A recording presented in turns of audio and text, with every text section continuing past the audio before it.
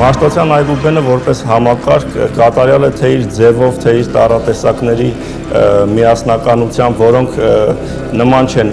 այլ որևէ այբուբենի, ունեն մեկ միասնական գծով գրվելու ձև, որը շատ այբուբեններում բացակայում է։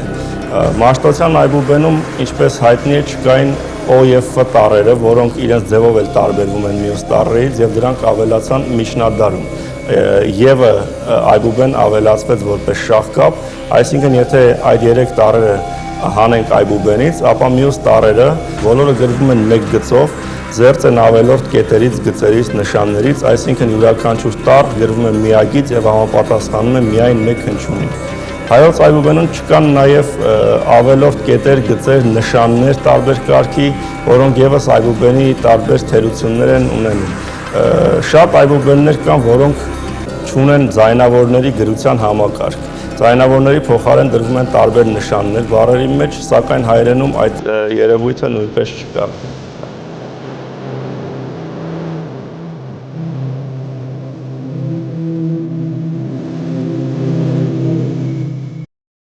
Գիտության մեջ բավականին քննարկվել է մաշտոցյան տառաձևերի խնդիրը։ Բավական է ասել միայն, որ 1928 թվականին լույս տեսած Հրաչյա Աճարյանի հայոց գրերը կոթողային աշխատանքում հիմի են բերված 30-ից ավելի տեսակետներ մեսրոպյան տառաձևերի ծագման մասին։ Ընդ որում այդ տեսակետների հեղինակները Մեսրոպ Մաշտոցի այբուբենը սարքված են համարում ամենամոտ եւ ամենահեռու գրային համակարգերից, նույնիսկ համակարգերից, որոնք երևակայության մեջ անգամ տեղավորել չի կարելի, որովհետեւ դրանք վերացել էին գործածությունից դուրս էին եկել Մեսրոպ Մաշտոցի ծնունդից դեռևս հարյուրավոր տարիներ առաջ։ Դրանից հետո այս տեսակետներին ավելացավ եւս մեկը։ Հայաստանի ժայռապատկերների ուսումնասիրության արդյունքում նկատվեց, որ բազմաթիվ ժայռապատկերներում կան մաշտոցյան տառաձևերի նմանակները։ Ինչ խոսք, նմանակները կարող են լինել ամեն մի այբուբենի հետ։ Այստեղ խնդիրն այն է, թե մաշտոցը որքանով կարող էր դրանցից օգտվել եւ արդյոք օգտվել է։ Աճարյանի ուսումնասիրությունը, որը այդ բնագավառում թերևս լավագույնն է, ցույց է տալիս, որ բավականին ընդհանրություններ կան, հատկապես շատ են ընդհանրությունները հունարեն այբուբենի հետ։ Եվ սա պետք է բնական համարել, որովհետև Մեսրոպ Մաշտոցի ճանաչած առաջին այբուբենը, որով նա ստացել էր իր կրթությունը, իր ծննդավայր Տարոնի Հացեկաց գյուղում, եղել է հունարենը, հունական գիրը, եւ հասկանալիորեն դրանք իր մտապատկերում առավել ընդգծված պետք է լինեին։ Հասկանալի է նաև նմանությունը հայկական ժայռապատկերների հետ, որովհետև մենք գիտենք, որ Մաշտոցը իր որոնումների ընթացքում երկար ժամանակ նաև ճգնավոր է եղել մեր լեռնաշխարհում, ընդ որում նրա ճգնակեցության շրջանում բազմաթիվ են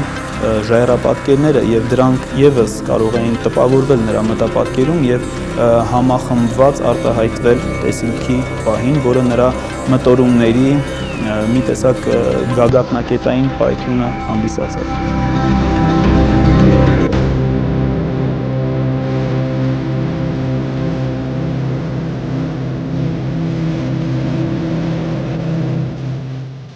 Եթե զուգահեռ անցկացնենք այբուբենի եւ թմային համակարգի մեջ, ավելի ակնհայտ կդառնա հայոց այբուբենի կատարելությունը։ Ինչպես հայտնի է, ժամանակին հայոց այբուբենը ունեցել է գրային նշանների համակարգ արտահայտելու հնարավորություն, որը պահպանվել է մինչև այսօր, այսինքն յուրաքանչյուր տառ համապատասխանում էր որևէ թվանշանի։ Այդ երևույթը չօգտագործվեց եւ կային նաեւ աշխարհում այլ այբուբեններ եւ այլ թվային գրության ձևեր, որոնք եւս ժամանակի ընթացքում դուրս մղվեցին։ Մասնավորապես աշխարհին հայտնի է հռոմեական այբուբենը, որի տառերով գրվում են նաեւ թվականներ եւ դրանք հայտնի են աշխարհին հռոմեական թվեր անունով։ Հռոմեական թվերը դուրս մղվեցին եւ փոխարինվեցին արաբական կամ հնդկական կոչված թվերով, որոնք շատ ավելի ուշ են ստեղծվել, ինչ պատճառով, որովհետեւ նրանց մեջ չկար 0։ Իսկ 0-ի բացակայությունը ենթադրում էր, որ պետք է գրվեն մի շարք թվանշաններ առանձին, այսինքն մեկը գրվում էր այլ նշանով, 10 այլ, 100 այլ եւ այլն։ Քանի որ ստեղծվեց 0, 0-ի գաղափար, ընդհանրապես 10 թվանշանների համակարգով հնարավոր եղավ գրելու թվերի ամբողջ բազմությունը։ Նույնը նաեւ այբուբենում, եթե յուրաքանչյուր հնչյուն ունի իր առանձին տառը, ապա տառերի համակցությամբ կարելի է գրել ցանկացած բառ։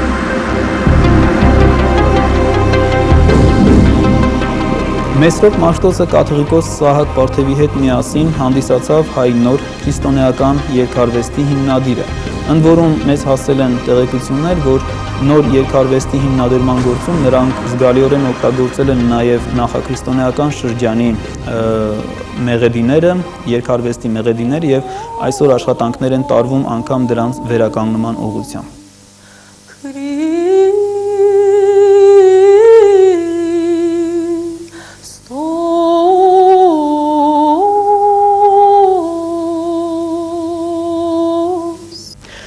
Երգարվեստից բացի Մեսրոպ Մաշտոցը եւ Սահակ Պարթևը դարձան նաեւ հայ նոր մանկավարժական դպրոցի հիմնադիրը,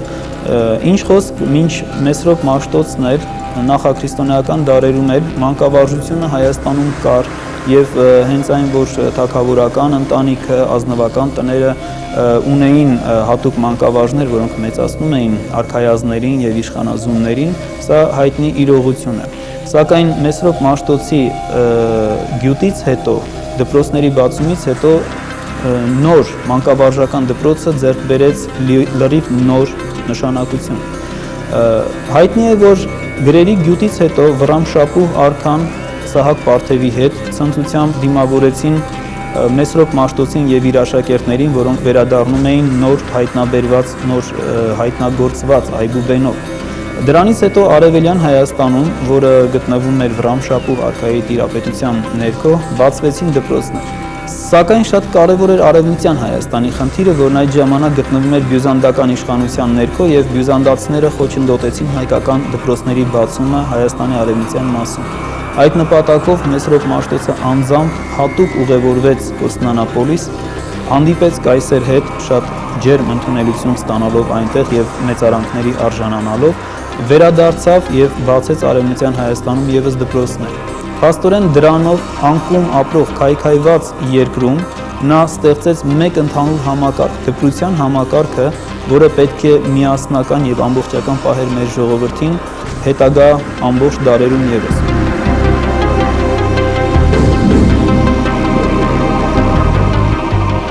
Մեր այբուբենի կատարելությունը կարելի է համարել նաև այն, որ մեր լեզվի ուղղագրության հիմքում դրվեց այնպիսի սկզբունք, որը գործեց մինչև այսօր։ Եվ գրաբարից մինչև հիմա մենք ունեցանք լեզվի զարգացման 3 փուլ՝ միջին հայերեն, աշխարհաբար եւ աշխարհաբարը երկու ճյուղով, արևելահայերեն եւ արևմտահայերեն, սակայն մեր այբուբենը լիովին համապատասխանեց լեզվի այդ բոլոր փուլերին եւ այսօր մենք կարողանում ենք ազատ գրել այդ այբուբենի բոլոր տառերով առանց որևէ դժվարության, առանց որևէ լրացուցիչ մասնիկ նշան ավելացնելու դրա համար։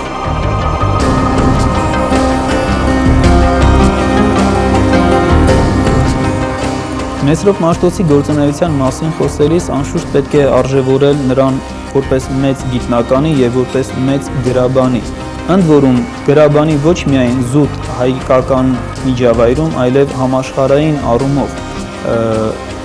հայտնի է, որ Մեսրոպ Մաշտոցը բացի հայերեն այբուբենից ստեղծել է նաեւ հին վրացական եւ աղվանական այբուբենները եւ դրանք պահպանվել եւ հասել են մեզ, ընդ որում ոչ միայն այբուբենները, այլև դրանցով գրված հնագույն մի քանի արձանագրություններ։ Եվ այս իմաստով Մեսրոպ Մաշտոցի գործունեությունը դուրս է եկել միայն հայության սահմաններից եւ նրան կարելի է գնահատել որպես համաշխարհային գրաբանական մտքի մեծագույն գործիչներից մեկը։